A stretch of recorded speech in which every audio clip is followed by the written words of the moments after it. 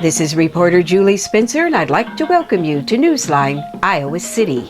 Please join me today as we take a trip to Cedar Rapids and visit the African American Museum of Iowa.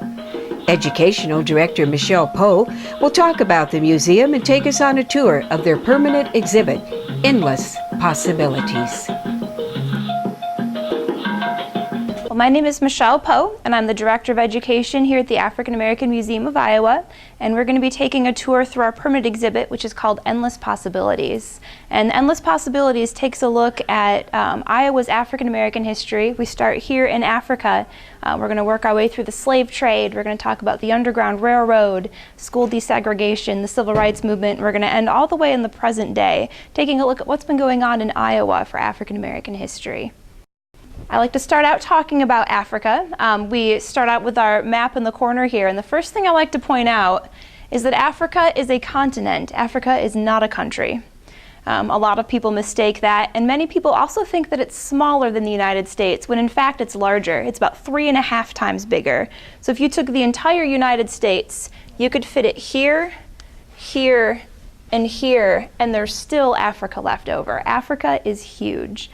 Most of the artifacts we have in our exhibit are focused on this western region here, because most African Americans who trace their ancestry through slavery found that they were taken as slaves from this region here. This is even called the Slave Coast. The figure we have in the center here, this is our Egungun figure.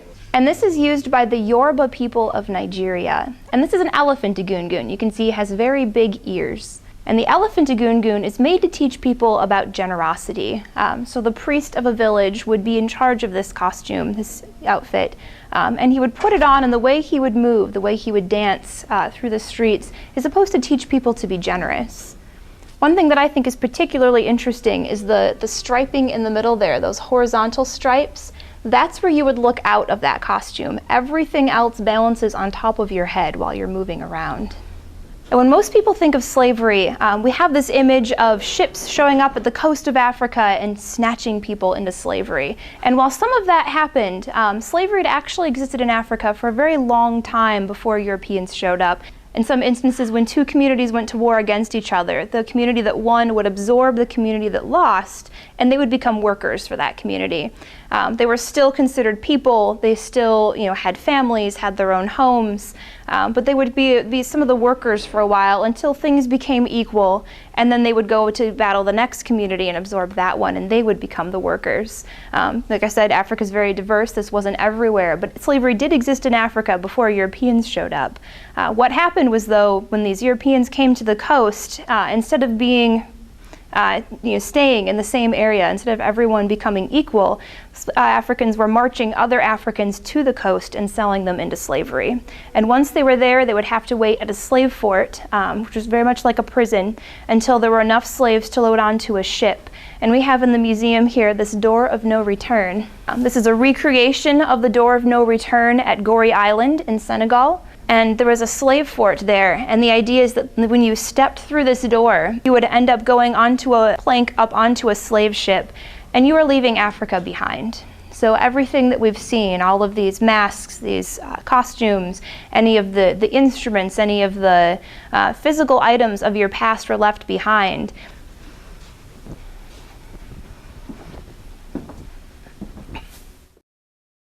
This is our recreation of a slave ship. And I have this berth here with 2 mannequins and then an open space. And this actually isn't how a slave experience would have been on the slave ship. Instead of being two people and then an open area, this would have been a deck that would have gone across the length of the ship. And there would be person next to person, next to person, next to person, all the way across the length of the ship. This is where you stayed 23 hours a day. So this is where you ate, this is where you slept, this is where you went to the bathroom, this is where you got seasick. Anything your body needed to do happened right here where you were chained on the ship. And because of this, disease went rampant.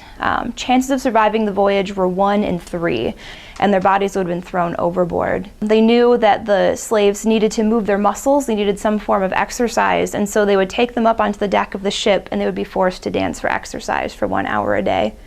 Their diet consisted primarily of starches. They would have rice or yams, which are like sweet potatoes, but they didn't get a lot of protein, vegetables, anything else that your body really needs to help fight all of the disease that they were encountering, being so close together.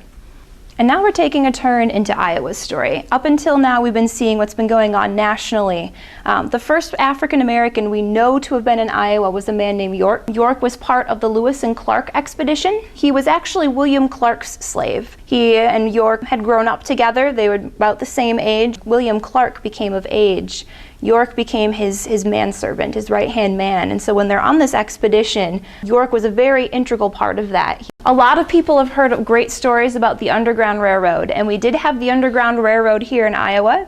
A couple things I'd like to clarify first off is that the Underground Railroad was not underground. It also wasn't a train, so this was not a subway taking you to freedom. This was a series of paths and houses, routes that you could use to get from a slave state to Canada. Canada was the end game here. Northern United States didn't have slavery, but you weren't safe there because of a law called the Fugitive Slave Act. In fact, there were 2 Fugitive Slave Acts. And if you were caught in the North, you had to be sent back to slavery legally. Someone who didn't send you back, someone who was caught helping you escape, might have to go to jail, or they might have to pay a fine, and that fine was typically as much as a family made in a year. So very serious circumstances if you were someone helping escape on the Underground Railroad. If you're the slave escaping and you're caught, anything could happen to you once you get sent back into slavery. You might just be whipped or beaten. But there also were a lot more dire circumstances. Sometimes people had a leg cut off, or they would chain people for extended periods of time. So it was a very dangerous thing to take part in the Underground Railroad. After the Civil War ended, African Americans were leaving the South in one of 2 great migrations that happened in the United States. And they're going to big cities. They're going to New York, they're going to Pittsburgh, Chicago, Detroit, but they're also coming to Iowa. And while they're here, they're starting their own businesses. They're working in food processing. I have a photo here of gentlemen working at Quaker Oats. But the #1 employer of African Americans in Iowa was coal mining. From 1880 to 1920, we saw more coal miners among African Americans than any other industry. In fact, it was the 2nd largest industry in Iowa, second only to farming. And when we're talking about coal mining in Iowa, you cannot miss talking about Buxton. These 2 gentlemen here would have been Buxton coal miners. And what made Buxton so unique is that the African American man in this picture and the white man in this picture would have been paid the same. And that was not something that happened in a lot of places in Iowa. And because of that, because the Consolidation Coal Company was offering the same wages to African Americans, they began writing to friends and family saying, come to Buxton. You can earn a solid middle class wage here. You can get a fair deal. Come to Buxton. And eventually there was an African American majority in Buxton, which led to very little discrimination and very little racism. The schools, they were integrated. One of the elementary schools even had an African American woman who was the principal.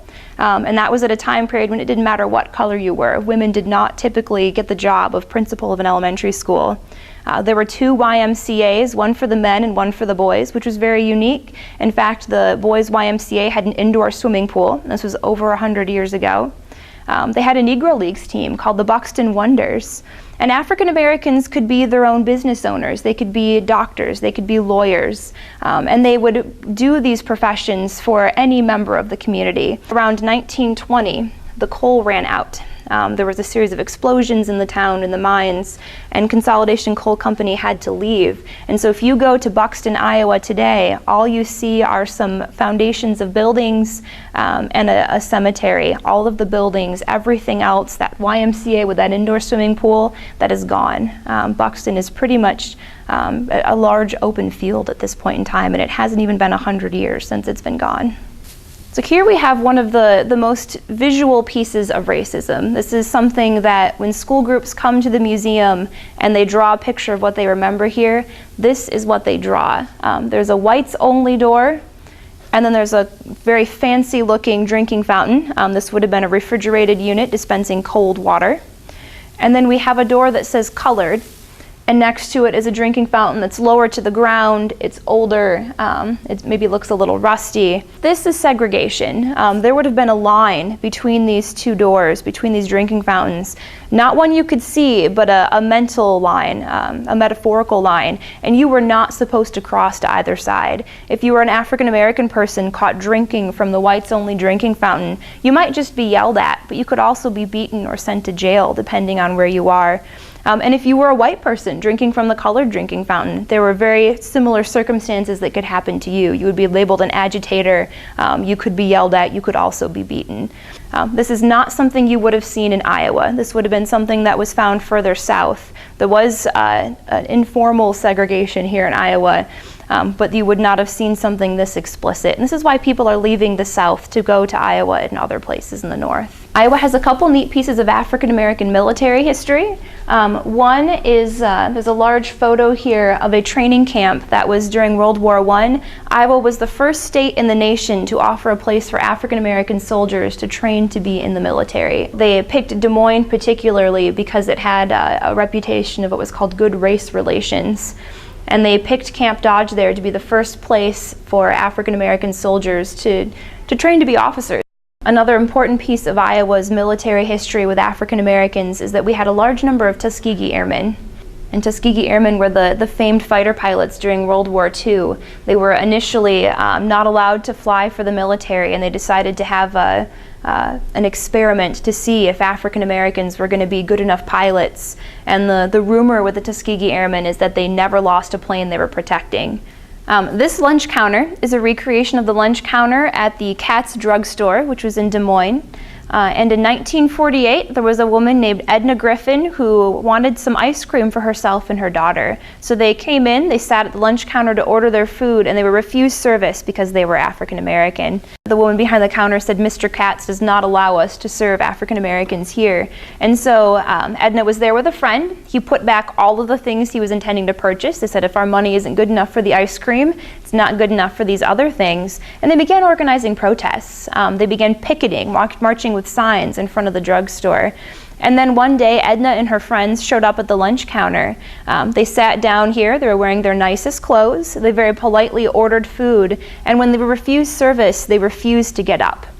And that is a sit-in. It's when you sit down and you refuse to move until your demands are met. It's a nonviolent form of protest, and it took more than one sit-in to integrate the Katz drugstore lunch counter. From 1948 to 1949, there were a number of sit-ins. It took over a year. And when Edna Griffin was having these sit-ins, if you look at the Katz drugstore and you look at the law cases in Iowa at the time, over half of the civil rights cases in Iowa were against the Katz drugstore. After a year of sitting in at the lunch counter, they integrated the lunch counter, and anyone who wanted could come to sit here and eat. And one thing that I think is particularly fascinating is this started in 1948. When we think about sit-ins, we think about the Greensboro, North Carolina Woolworth lunch counter, and that was 1968. So Iowa was 12 years ahead of the game having sit-ins here. We have in the corner here the first African American president of the United States, and by winning the caucuses in Iowa, that launched him on the way to the White House. Iowa played a big role in sending Barack Obama to the White House. In the center, we have his podium. This is the podium he used anytime he was speaking when he was running for president in Iowa. Apparently, when you're running for president, you don't use whatever podium's lying around. You have to use something that looks very presidential. And so this was used by him, and it's actually signed by him. We have his signature on the top here. And this is part of our permanent exhibit. No matter how you feel about Barack Obama and his politics, the fact that there was an African American president shows great progress in United States history. Well, thank you for following me along on a tour of the Endless Possibilities exhibit at the African American Museum of Iowa. We would love to see you come here in person. We are open Monday through Saturday, 10 until 4. We are located in downtown Cedar Rapids. We're right on 12th Avenue by 12th Avenue and 2nd Street. Feel free to call if you have any questions. Our number is 319-862-2101, or you can visit us on our website, which is blackiowa.org.